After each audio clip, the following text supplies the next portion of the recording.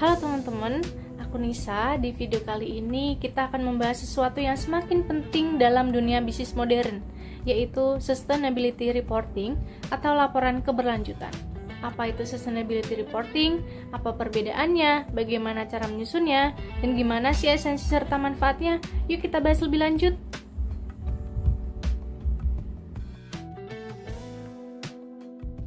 Jadi, sustainability reporting atau laporan keberlanjutan adalah dokumen yang dibuat perusahaan untuk melaporkan dampak ekonomi, lingkungan, dan sosial dari kegiatan bisnis mereka.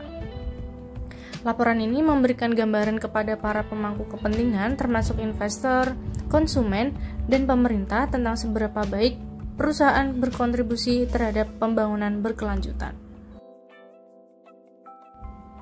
Jadi, sustainability reporting bukan hanya tentang mempromosikan produk yang ramah lingkungan, tetapi lebih dari itu. Ini adalah tentang transparansi, tentang bagaimana perusahaan kita menjaga keseimbangan antara keuntungan ekonomi, dampak sosial, dan lingkungan. Untuk memudahkan perusahaan dalam menyusun laporan keberlanjutan, ada beberapa standar dan pedoman yang bisa diikuti. Dua di antaranya yang paling populer adalah Global Reporting Initiative atau GRI dan Sustainability Accounting Standard Board atau SASB. GRI adalah salah satu pedoman yang paling dikenal dan membantu perusahaan dalam melaporkan dampak sosial, ekonomi, dan lingkungan mereka. Standar ini berlaku secara global dan digunakan oleh berbagai industri. SASB fokus pada standar yang relevan secara finansial, di mana laporan ini menghubungkan aspek keberlanjutan dengan kinerja finansial perusahaan.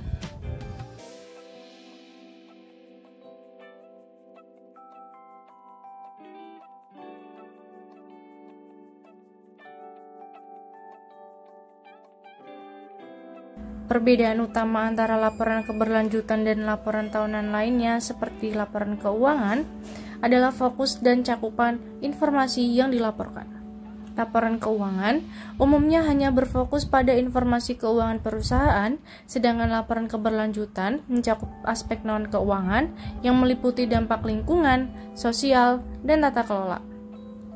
Laporan keberlanjutan juga bertujuan untuk memberikan gambaran kompleks mengenai bagaimana kegiatan perusahaan mempengaruhi pemangku kepentingan dan lingkungan. Tidak hanya dari segi profitabilitas, tetapi juga tanggung jawab sosial. Esensi dari sustainability reporting adalah untuk menunjukkan komitmen perusahaan terhadap praktik bisnis yang bertanggung jawab dan berkelanjutan. Laporan ini memberikan pemangku kepentingan, termasuk investor, pelanggan, dan pemerintah, wawasan tentang bagaimana perusahaan mengelola risiko dan peluang terkait ESG.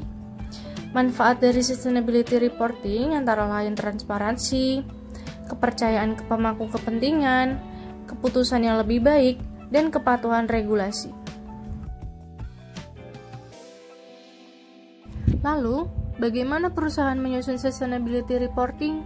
Prosesnya bisa bervariasi, tetapi umumnya melibatkan beberapa langkah. Yang pertama, identifikasi isu-isu material yang relevan untuk perusahaan. Ini adalah isu-isu yang memiliki dampak signifikan bagi perusahaan maupun pemangku kepentingan. Kedua, kumpulkan data yang relevan dari seluruh bagian perusahaan, seperti data penggunaan energi, emisi, program sosial, dan sebagainya.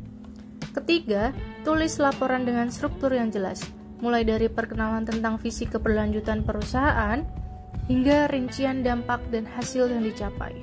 Terakhir, beberapa perusahaan memilih untuk melakukan audit atau verifikasi eksternal untuk memastikan akurasi data.